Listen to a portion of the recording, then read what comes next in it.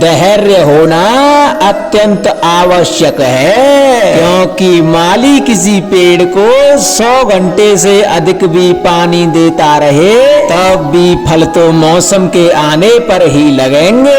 मित्रों, लोगों की निंदा से परेशान होकर कभी अपना रास्ता मत बदलना, क्योंकि सफलता शर्म से नहीं साहस से मिलती है।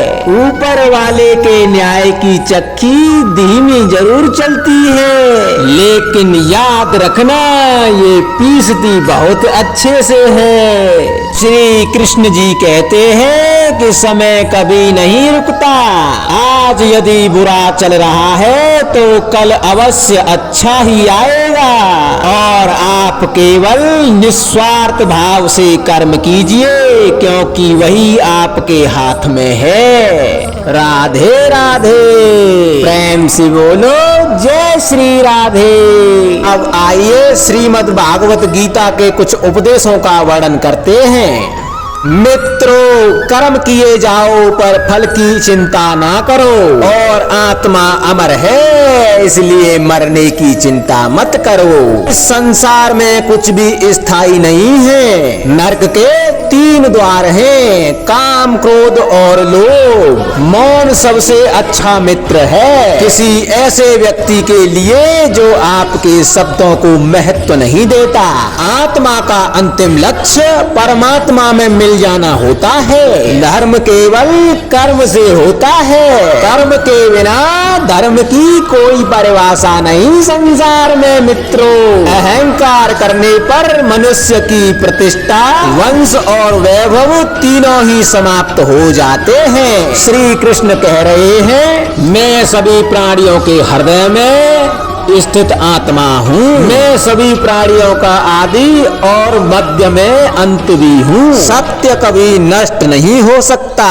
तभी तो मित्रों, अच्छा करने से कभी नहीं डरना चाहिए। आप केवल निस्वार्थ भाव से कर्म कीजिए, क्योंकि केवल वही आपके हाथ में है। मनुष्य कितना भी गोरा क्यों ना हो, परंतु उसकी परछाई सदैव काली होती है। मैं श्रेष्ठ हूँ ये केवल आत्मविश्वास है, लेकिन सिर्फ मैं ही श्रेष्ठ हूँ यह एक अहंकार है। व्यक्ति जो चाहे बन सकता है यदि विश्वास के साथ इच्छित वस्तु पर लगातार चिंतन करे। प्रेम सदैव माफी मांगना पसंद करता है, और अहंकार सदैव माफी सुनना पसंद करता है। जो रास्ता ईश्वर ने आपके लिए खोला है उसे कोई कभी भी बंद नहीं कर सकता, क्योंकि मनुष्य का जीवन उसके कर्मों पर चलता है। जैसा कर्म होता है वैसा उसका जीवन होता है। एक बार माफ करके अच्छे बन जाओ, परंतु दोबारा उस इंसान पर भरोसा करके बेवकूफ कभी मत बनो। मन की गतिविधियों और अपनी इंद्रियों पर काबू पाने के बाद भगवान की शक्ति सदा आपके साथ रहती है। जीवन में आधे दुख इस वजह से आते हैं क्योंकि हमने उनसे आशाएं रखी जिनसे हमें नहीं रखनी चाहिए थी। मैं ही इस सृष्टि की रचना करता हूँ, मैं ही इसका पालन पोषण करता हूँ, और मैं ही इनके कर्म के आधार पर इस सृष्टि का विनाश करता हूँ। जब संसार में धर्म की हानि होगी और अधर्म की विजय होगी, तब इस संसार में मैं अवतार लूंगा। शांति से भी दुखों का अंत हो जाता है, और शांत चित्त मनुष्य की बुद्धि शीघ्र ही स्थिर होकर परमात्मा से युक्त हो जाती है। हमारी आत्मा की परीक्षा तब होती है जब हम जो चाहे वो न मिले, और फिर भी हमारे दिल से प्रभु के लिए शुक्रिया ही निकले। लोग अक्सर सच कहने से बचते हैं या डरते हैं, परंतु सत्य कभी छिप नहीं सकता और ना ही नष्ट हो सकता है। कितना भी छिपा ले पर सच तो उजागर हो ही जाता है। जो बात सच पर आधारित हो उसे करने या कहने या मानने से कभी नहीं डरना चाहिए। अगर इच्छा पूरी नहीं होती तो क्रोध बढ़ता है और इच्छा पूरी होती है तो लोभ और लालच बढ़ता है। इसलिए जीवन की हर स्थिति में धैर्य बनाए रखना मित्रों। धर्म केवल रास्ता दिखाता है लेकिन मंजिल तक तो कर्म ही पहुंचाता है। वह जो सभी इच्छाएं त्याग देता है, मैं और मेरा की लालसा और भावना से मुक्त हो जाता है, उसे ही शांति प्राप्त होती है। श्री कृष्ण ने कहा है, अगर तुम्हें किसी ने दुखी किया है तो दुखी मत होना, क्योंकि लोग उसी पेड़ पर पत्थर मारते हैं जिस पर फल अत्यधिक मीठे होते हैं। राधे राधे। प्रेम से बोलो जय श्री राधे। जिसने अपने आप को वश में कर लिया है उसकी जीत को देवता भी हार में बदल नहीं सकते। स्वार्थ से रिश्ते बनाने की कितनी भी कोशिश क्यों ना करें, वो कभी मजबूत रिश्ते नहीं बनते हैं। और प्रेम से बने रिश्ते इतने मजबूत होते हैं कि उन्हें कोई तोड़ने की कोशिश करे तो वो टूटते नहीं हैं। अगर व्यक्ति शिक्षा से पहले संस्कार और व्यापार से पहले व्यवहार और भगवान से पहले अपने माता पिता को पहचान ले तो जिंदगी में कोई भी कठिनाई आपका बाल बाका नहीं कर सकती। जिस मनुष्य ने जवानी में अधिक पाप किए हैं उसे बुढ़ापे में नींद नहीं आती। श्री कृष्ण कहते हैं, मनुष्य को अपने मन को बार बार समझाना चाहिए कि ईश्वर के सिवा उसका कोई नहीं। परिवर्तन इस संसार का नियम है। कल जो किसी और का था आज वो तुम्हारा है एवं कल किसी और का होगा। विषयों का चिंतन करने से विषयों की आसक्ति होती है और आसक्ति से इच्छा उत्पन्न होती है और इच्छा से क्रोध होता है और क्रोध से सम्मोहन और फिर अविवेक उत्पन्न होता है। मात्र जो कुछ हुआ अच्छे के लिए हुआ, जो हो रहा है वो अच्छे के लिए हो रहा है और जो होगा वह अच्छे के लिए ही होगा। मेरे लिए ना कोई घृणाहित है ना कोई प्रिय और न कोई निर्धन है और न कोई धनी। बस जो मुझे भक्ति भाव के साथ याद करते हैं मैं उनका हूँ और वो मेरे। आप वही हैं जिसमें आप विश्वास करते हैं। आप वह बन जाते हैं जो आप मानते हैं कि आप बन सकते हैं। अगर तुम अपना कल्याण करना चाहते हो तो सभी तरह के उपदेशों और सभी धर्मों को छोड़कर मेरी शरण में आ जाओ। मैं तुम्हें मुक्ति प्रदान करूंगा।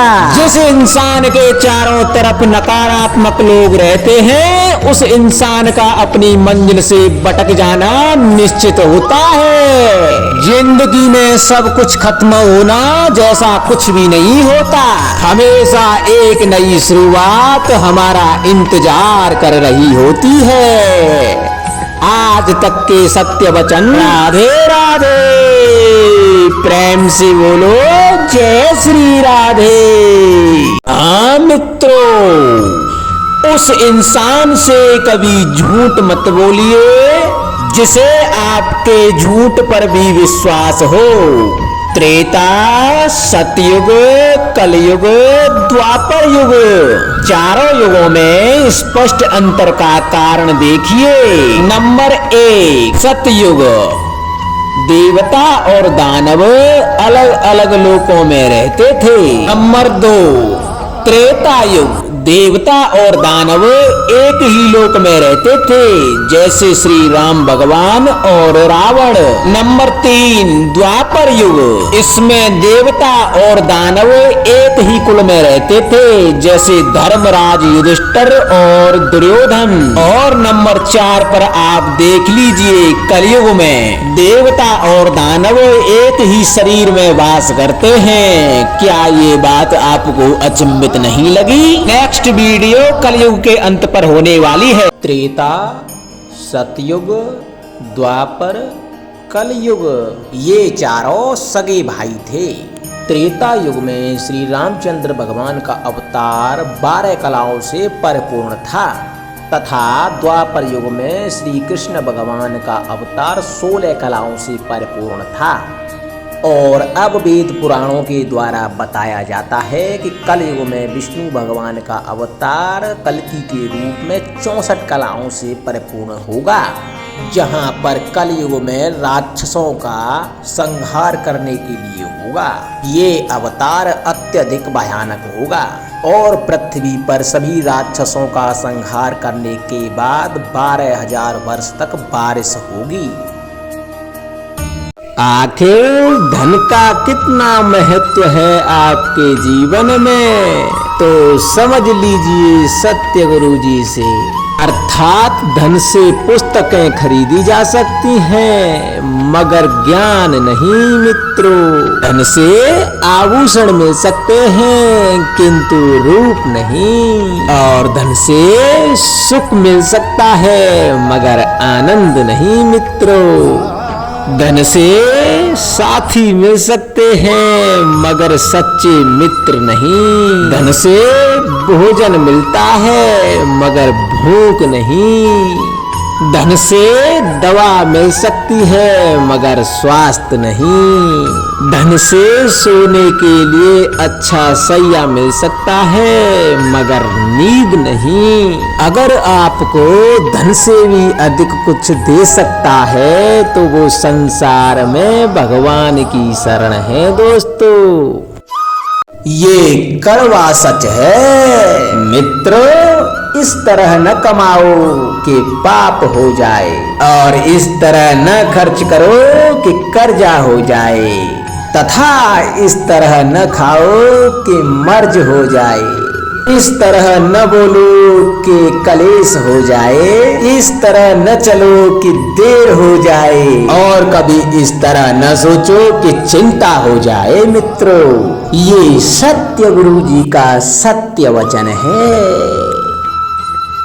हाँ मित्रों, आज गुरु पूर्णिमा के अवसर में हम आपको बताने वाले हैं ब्रह्मांड में सबसे पहला गुरु कौन था। ब्रह्मांड में सबसे पहला गुरु भगवान शिव शंकर को माना जाता है। और हम आपको बता दें कि जिसका भी गुरु नहीं है वो चिंतित ना रहे, हम इस बात पर टिप्पणी करने वाले हैं। अर्थात जो आज के दिन को लेकर उदास है, उसको मैं बताना चाहता हूँ कि उसका सबसे पहला गुरु उसके माता पिता होते हैं। तो आपने जान लिया होगा कि आपके पहले गुरु आपके माता पिता होते हैं, और आप जैसे जैसे बड़े होते जाते हैं, फिर आप पाठशाला तथा गुरुकुलों में शिक्षा प्रदान करने के लिए जाते हैं, तो वहां पर आपके शिक्षा गुरु आपको मिलते हैं। परंतु जीवन का अंतिम मुख्य गुरु होता है जो भगवान से आपको जोड़ देता है, अर्थात भगवान के मार्गदर्शन कराने वाला, वही आपका अंतिम गुरु कहलाता है। अब आइए श्रीमद् भागवत गीता के कुछ उपदेशों का वर्णन करते हैं। मित्रों, कर्म किए जाओ पर फल की चिंता ना करो, और आत्मा अमर है इसलिए मरने की चिंता मत करो। इस संसार में कुछ भी स्थायी नहीं है। नरक के 3 द्वार हैं, काम, क्रोध और लोभ। मौन सबसे अच्छा मित्र है किसी ऐसे व्यक्ति के लिए जो आपके शब्दों को महत्व नहीं देता। आत्मा का अंतिम लक्ष्य परमात्मा में मिल जाना होता है। धर्म केवल कर्म से होता है, कर्म के बिना धर्म की कोई परिभाषा नहीं संसार में मित्रों।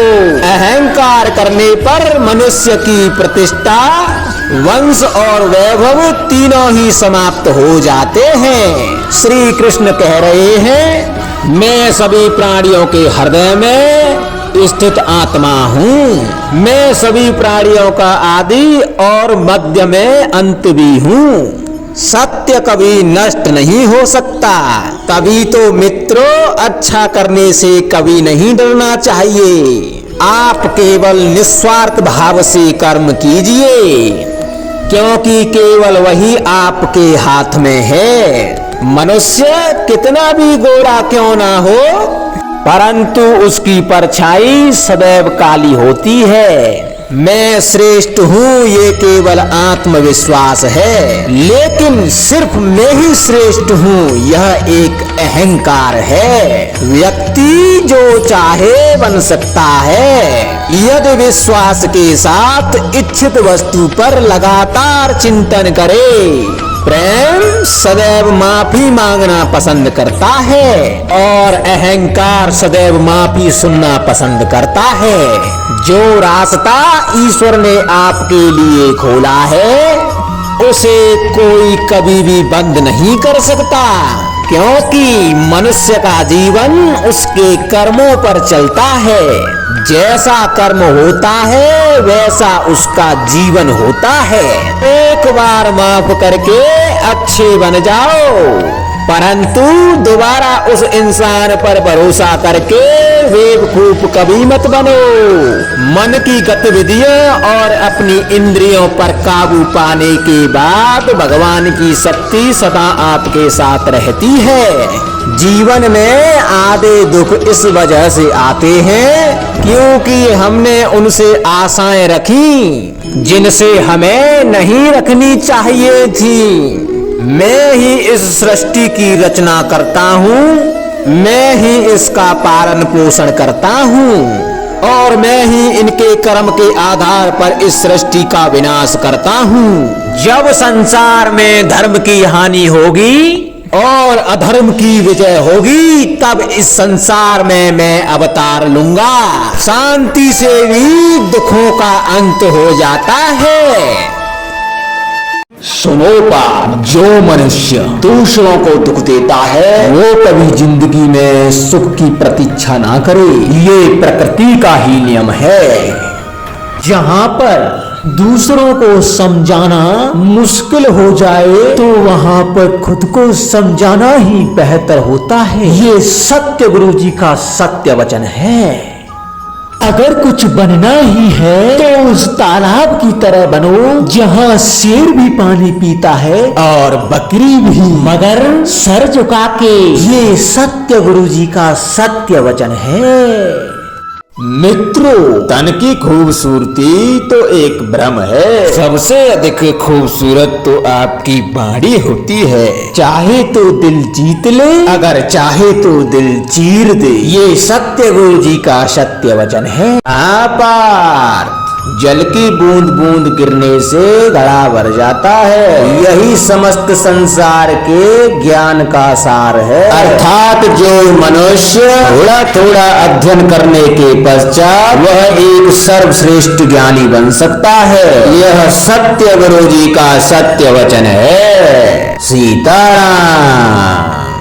दुनिया का सबसे बड़ा जेवर आपकी अपनी मेहनत है। जो हाथ सेवा के लिए उठते हैं वे प्रार्थना करते होठों से पवित्र होते हैं। स्वार्थ में अच्छाइयाँ ऐसे खो जाती हैं जैसे समुद्र में नदियाँ। कमेंट में बताइएगा आपके पास ऐसी कौन सी चीज है इसका त्याग करने से खुशी प्राप्त होती है। कड़वा सच है मित्रों, इस तरह न कमाओ कि पाप हो जाए और इस तरह न खर्च करो कि कर्जा हो जाए, तथा इस तरह न खाओ कि मर्ज हो जाए। इस तरह न बोलो कि कलेश हो जाए, इस तरह न चलो कि देर हो जाए और कभी इस तरह न सोचो कि चिंता हो जाए। मित्रों, ये सत्य गुरु जी का सत्य वचन है।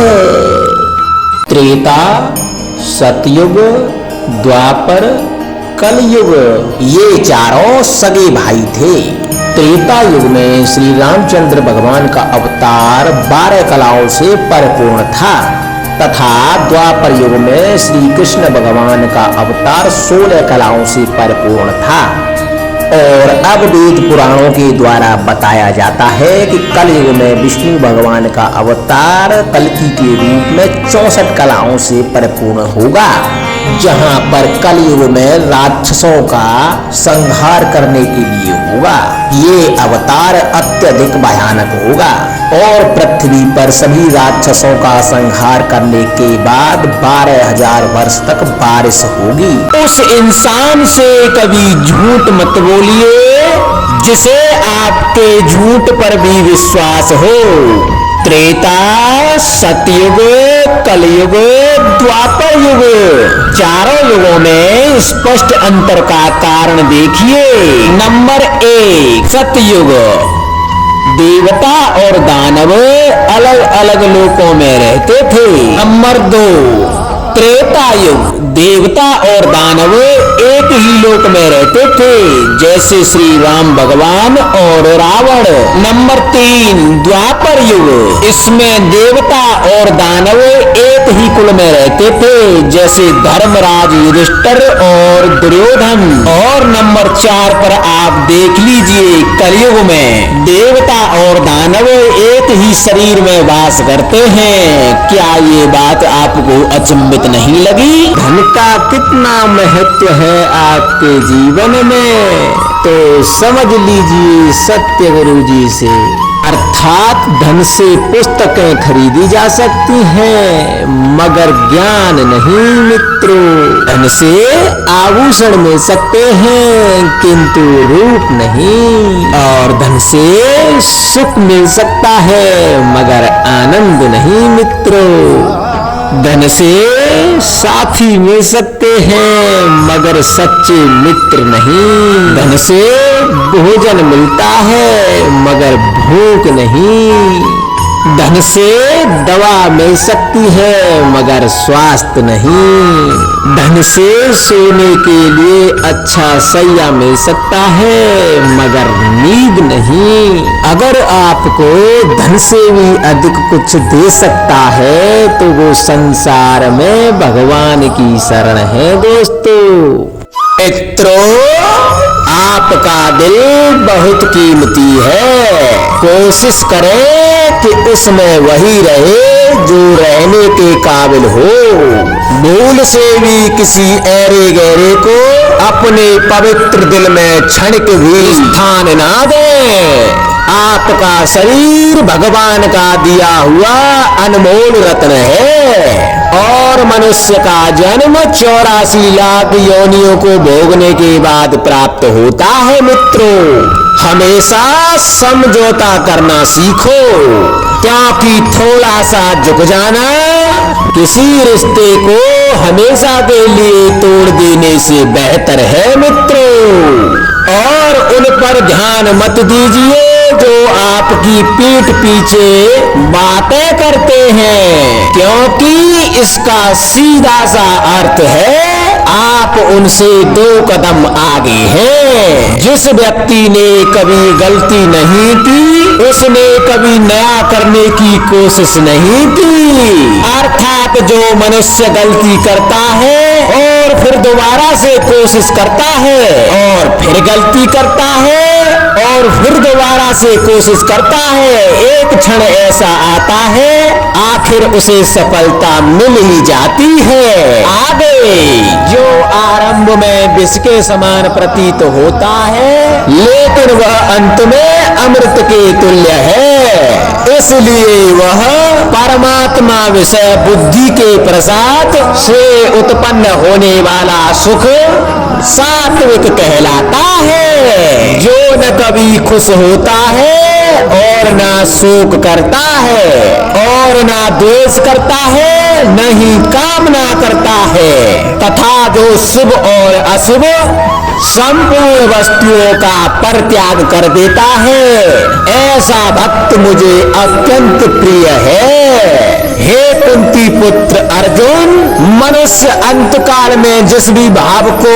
स्मरण करता हुआ शरीर का त्याग करता है, उसी भाव को निश्चित रूप से प्राप्त होता है। मित्रों, आगे के अनमोल वचन आपके हृदय को चीरने वाले हैं। श्री कृष्ण अर्जुन से कह रहे हैं, सुनो पार्थ, अभिमान का भोजन करने वाला व्यक्ति युद्ध में कभी विजय प्राप्त नहीं कर सकता।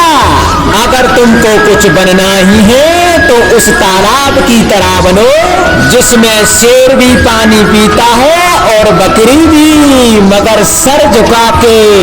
जो व्यक्ति सामने वाले को कमजोर समझता है वो अपनी हार को निश्चित ही प्राप्त कर लेता है।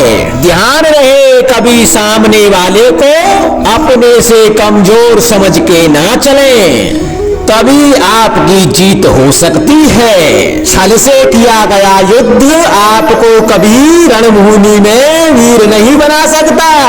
अगर आप युद्ध जीतना ही चाहते हो, छल से नहीं सत्यता से करो।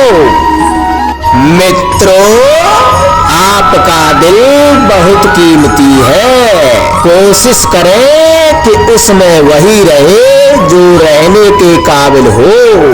भूल से भी किसी ऐरे गहरे को अपने पवित्र दिल में क्षणिक भी स्थान ना दें। आपका शरीर भगवान का दिया हुआ अनमोल रत्न है और मनुष्य का जन्म 84 लाख योनियों को भोगने के बाद प्राप्त होता है। मित्रों, हमेशा समझौता करना सीखो, क्योंकि थोड़ा सा झुक जाना किसी रिश्ते को हमेशा के लिए तोड़ देने से बेहतर है। मित्रों, और उन पर ध्यान मत दीजिए जो आपकी पीठ पीछे बातें करते हैं, क्योंकि इसका सीधा सा अर्थ है आप उनसे 2 कदम आगे हैं। जिस व्यक्ति ने कभी गलती नहीं की, उसने कभी नया करने की कोशिश नहीं की। अर्थात जो मनुष्य गलती करता है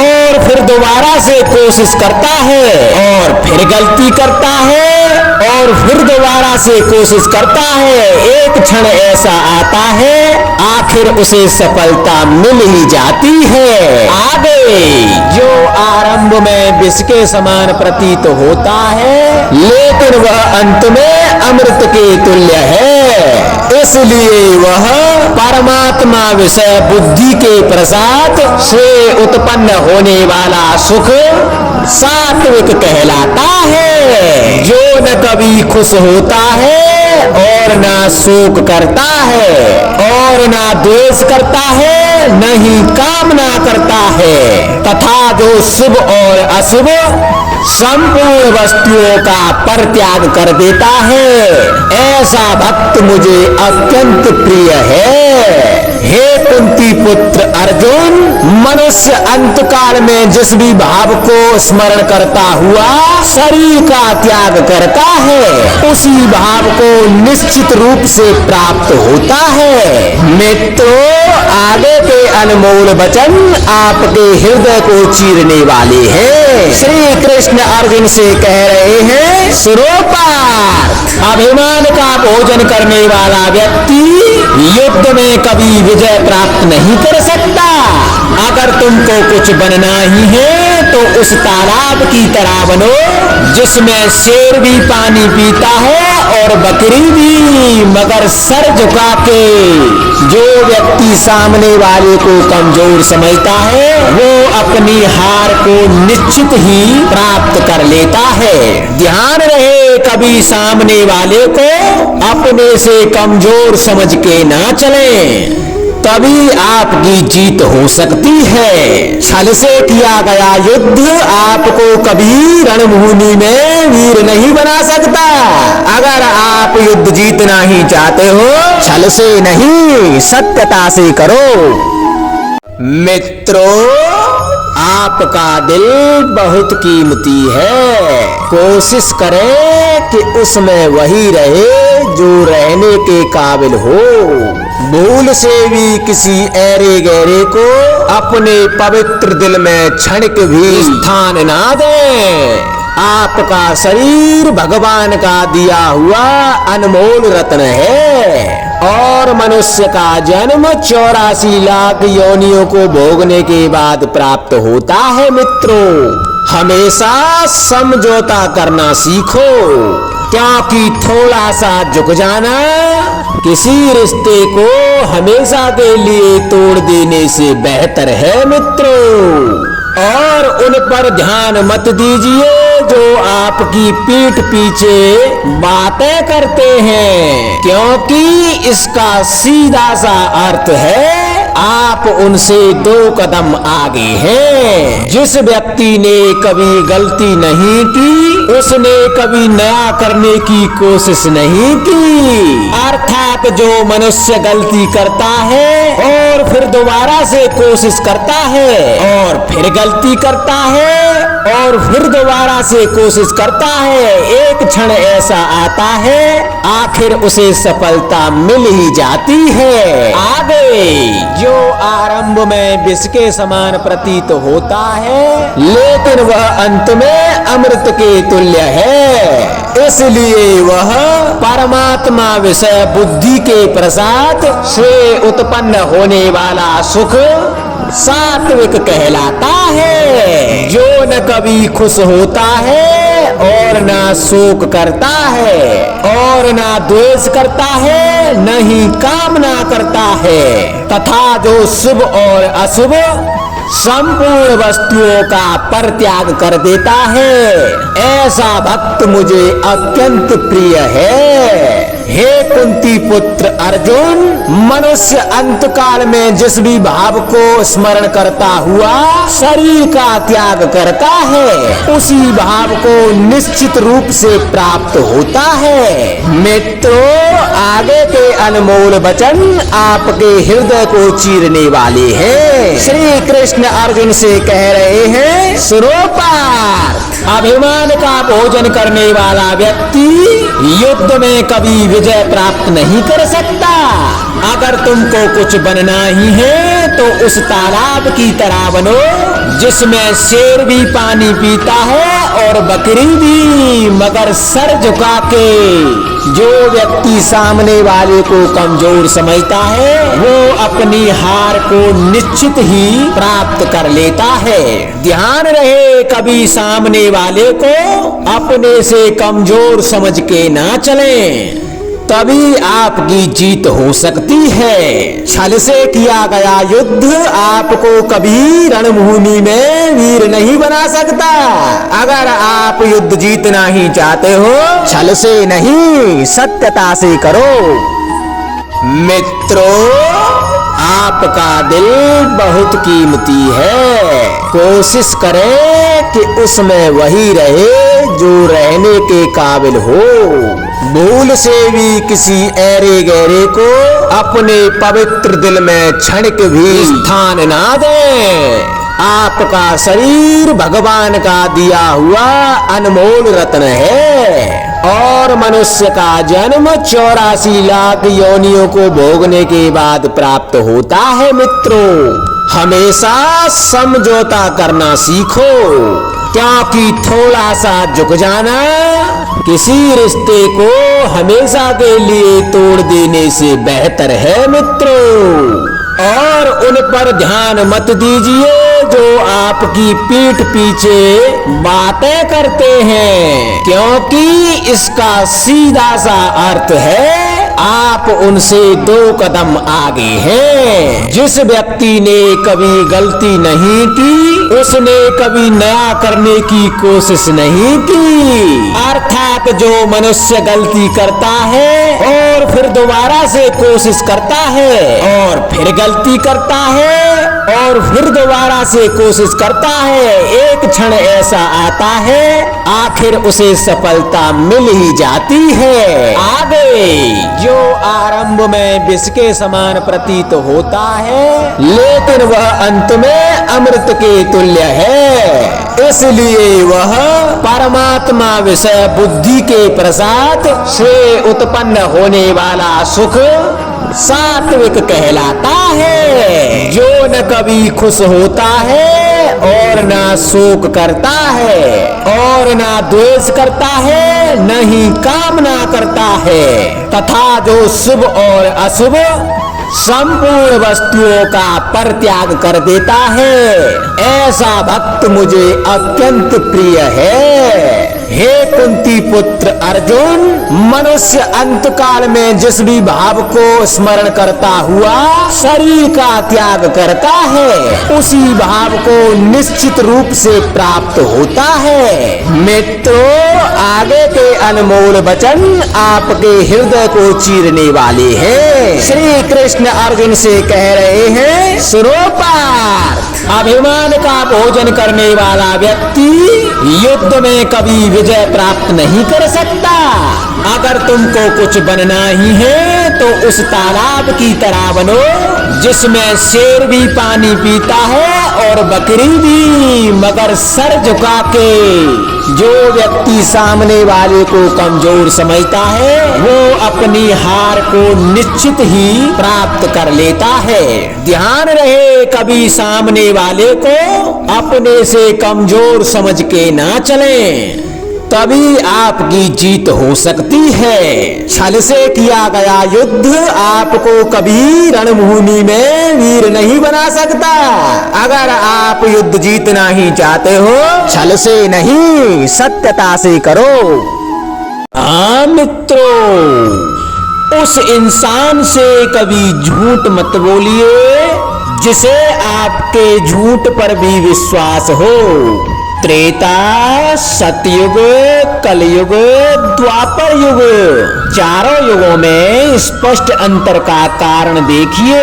नंबर 1, सतयुग, देवता और दानव अलग अलग लोकों में रहते थे। नंबर 2, त्रेता युग, देवता और दानव एक ही लोक में रहते थे, जैसे श्री राम भगवान और रावण। नंबर 3, द्वापर युग, इसमें देवता और दानव एक ही कुल में रहते थे, जैसे धर्मराज युधिष्ठिर और दुर्योधन। और नंबर 4 पर आप देख लीजिए, कलयुग में देवता और दानव एक ही शरीर में वास करते हैं। क्या ये बात आपको अचंभित नहीं लगी? नेक्स्ट वीडियो कलयुग के अंत पर होने वाली है। त्रेता, सतयुग, द्वापर, कलयुग, ये चारों सगे भाई थे।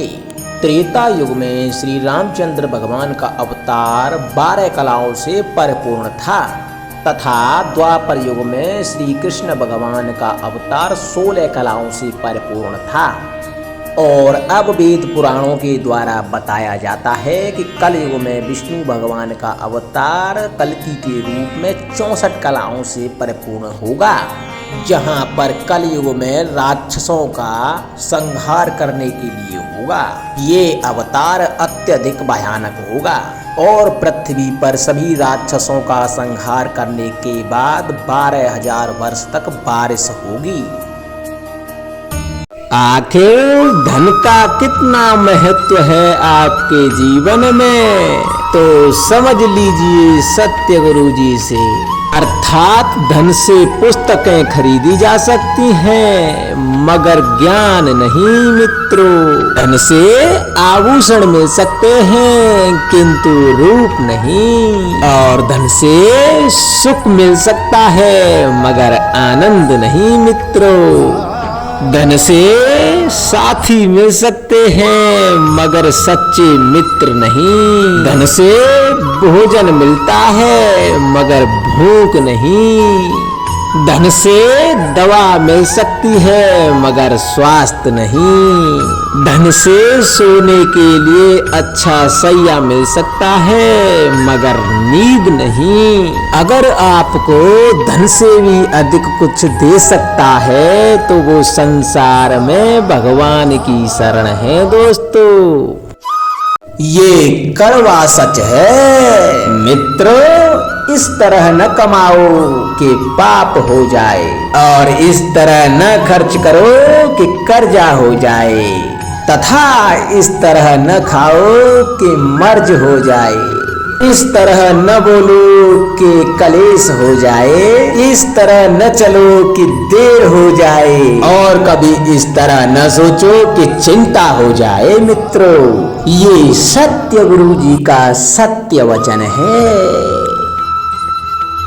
मित्रों, तन की खूबसूरती तो एक भ्रम है, सबसे अधिक खूबसूरत तो आपकी वाणी होती है। चाहे तो दिल जीत ले, अगर चाहे तो दिल चीर दे। ये सत्य गुरु जी का सत्य वचन है।